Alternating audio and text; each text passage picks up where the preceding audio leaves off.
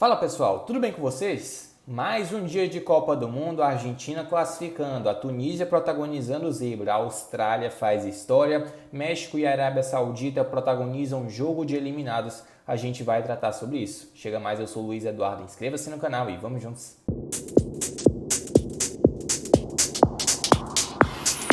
Bom galera, vamos lá, né? Primeiro jogo do dia, a gente tem agora jogos ao meio-dia e às 4 da tarde, horário de Brasília, então vamos falar uma ordem cronológica e também de importância dos jogos. Primeiro deles, Tunísia e França. A Tunísia venceu por 1 a 0, protagonizando mais uma zebra na Copa, assim como foi Marrocos 2, Bélgica 0, assim como foi Arábia Saudita 2, Argentina 1. É uma Copa onde a gente percebe muitos jogos em que tem claramente um favorito, mas isso não acontece, né? Por sinal, os franceses entraram com reservas, Griezmann não foi titular, assim como Mbappé, Giroud também não foi. Até o Lloris, né, goleiro da França, foi poupado. A desculpa ou o motivo dado pelo Deschamps foi o risco de lesões. O que, claro, a gente vai ter que concordar com ele, porque a França está classificada, a probabilidade de perder o primeiro lugar era bem pequena, então realmente mandou reservas a campo. A questão que não quer calar, se fosse a seleção brasileira, será que a gente não estaria tratando um pouco melhor sobre isso? É claro que a gente estaria, né? Mas é a França e aí acabou perdendo para a Tunísia. E por sinal, a seleção tunisiana venceu a primeira partida contra a França em jogos oficiais, o que simboliza muito e mostra que essa seleção cai de pé. Cai vencendo a atual campeã do mundo por 1 a 0 e claro, tudo bem, o time da França era o reserva, mas o time reserva da França é melhor do que o da Tunísia. Isso a gente tem que frisar.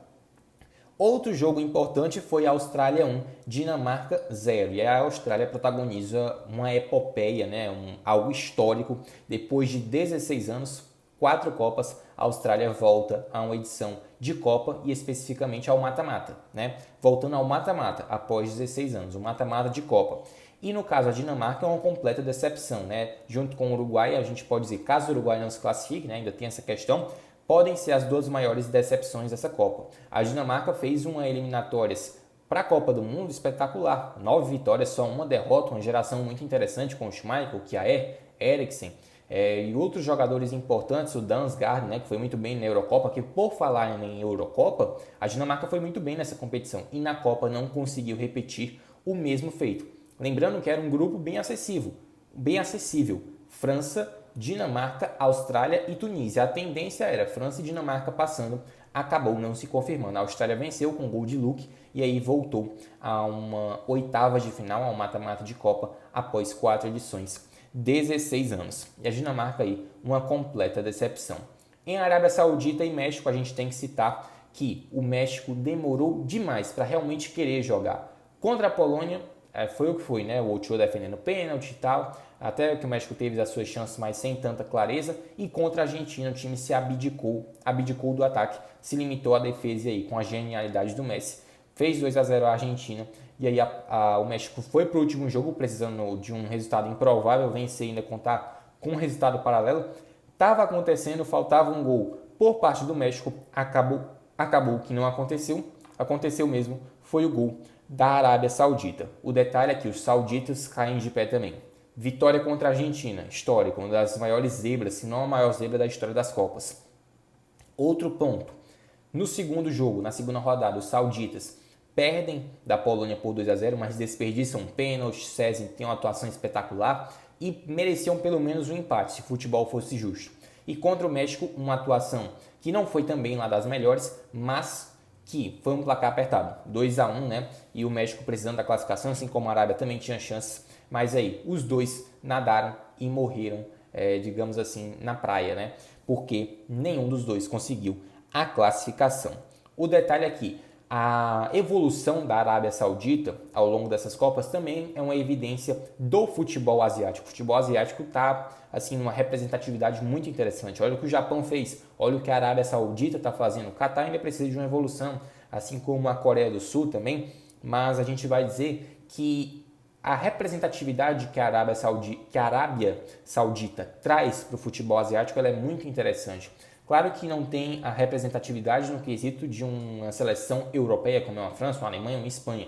E o investimento também é bem menor, né? Mas é claro que é passo a passo até chegar a algo cada vez maior. Uma classificação, indo para o mata-mata, se acostumando a disputar a competição. Mas com certeza essa Copa do Mundo ela já é histórica para essas seleções, não só por ser sediada num país muito restrito, como é o Catar, com todos aqueles detalhes que nós já sabemos, mas também por da representatividade e pelas seleções, digamos assim, inferiores terem um destaque em meio a um cenário onde as outras seleções têm muito mais jogadores qualificados, que jogam nos principais clubes da Europa e do mundo, e aí é basicamente isso. Em Argentina 2, Polônia 0, os destaques não são Messi, Di Maria, Otamendi, Romero, Acunha, Paredes, nananina não, são os garotos. Eles resolvem na equipe do Lionel Scaloni. Por sinal, me surpreendeu a escalação, porque embora a Argentina tenha vencido o México, 4 mudanças para esse jogo contra a Polônia. Mais um jogo decisivo, porque se a Argentina perdesse, estaria eliminada. E o detalhe aqui, na derrota para a Arábia Saudita para o jogo contra o México, foram 5 mudanças. E agora, do jogo do México para o jogo contra a Polônia, mais 4 mudanças. Enzo Fernandes entrou também o Romero, entrou o Molina e também entrou o Julian Álvares como referência. Lautaro Martínez ficou no banco, é isso mesmo. E o Julian Álvares deu conta do recado, foi um dos destaques, junto dele Enzo Fernandes e também McAllister. 3 apostas de Scaloni, 3 caras que dão muito certo, 3 caras que hoje são titulares da Argentina, sem sombra de dúvidas. Cresceram demais durante a competição. No primeiro tempo foi um massacre da Argentina, como a gente sabe. O Messi perdeu o pênalti bem duvidoso e tal, e o Szczęsny, o que falar desse goleiro? O melhor da Copa até aqui, não tenham dúvidas. 2 pênaltis em 3 jogos. 3 jogos, 2 pênaltis defendidos. Esse é Szczęsny, goleiro da Juventus, e que é um baita paredão. Parou o Messi, inclusive rolando ali uma aposta com 100 euros e tal, brincadeiras à parte, mas ele é um baita de um goleiro. Se não fosse por ele, a Polônia não estaria onde está nas oitavas de final, com todo o contexto em relação a se o México fizesse um gol, tinha a questão dos cartões e tal.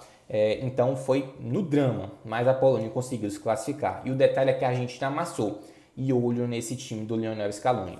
Claro que tem toda a desconfiança depois de uma derrota muito pesada, muito dura contra a Arábia Saudita logo de estreia, onde a Argentina estava por igualar o recorde da Itália de maior sequência de uma seleção de invencibilidade. Mas depois disso, vitória contra o México, com todas as dificuldades, um jogo típico de Libertadores.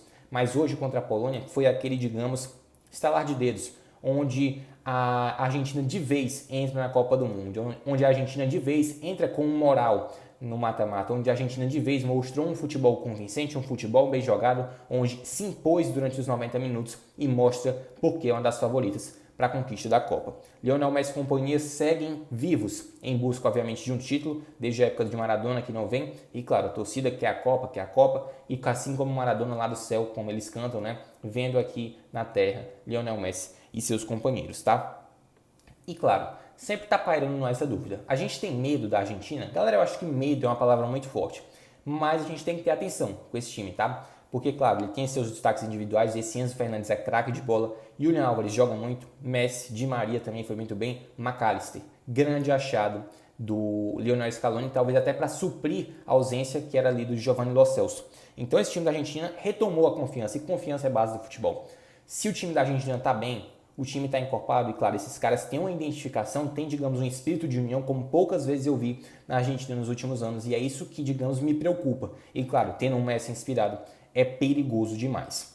Detalhe, além, claro, dessa vitória, a Argentina tem alguns pontos importantes a ressaltar, como o seu adversário definido nas oitavas de final, vai ser a Austrália. A Argentina escapa assim, de uma sequência, né, de jogos, provavelmente, que seria assim, muito desgastante. Poderia pegar nas oitavas a França e nas quartas a Inglaterra.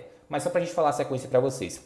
Argentina e Austrália é mais um confronto definido de oitavas, um bom confronto para a Argentina. É favorita, mas claro, a gente não pode menosprezar a zebra. Já aconteceu nessa Copa, inclusive com a própria Argentina. E outro confronto definido é França e Polônia. Duelo bem interessante, de um lado Mbappé, do outro Lewandowski. O Lewandowski, inclusive, deu uma dura no seu time, dizendo que eles têm que se arriscar mais, porque não tem nada a perder. O vencedor de Argentina e Austrália pega o vencedor de Estados Unidos e Holanda. E o vencedor de França e Polônia pega o vencedor de Inglaterra e Senegal. Os duelos se definindo. 50% das oitavas de final já foi. É Copa do Mundo, meu amigo. Tá se afunilando, o negócio tá ficando legal e a gente vai trazendo informações para vocês. O que tu achou desse vídeo? O que tu achou dos jogos de hoje? O que esperar para os jogos de amanhã? Nós temos, por exemplo, Croácia e Bélgica, Canadá e Marrocos Espanha e Japão, Costa Rica e Alemanha. Quem se classifica? Algum gigante vai ficar pelo caminho? Comenta aí, se inscreva no canal e eu volto na próxima. Valeu!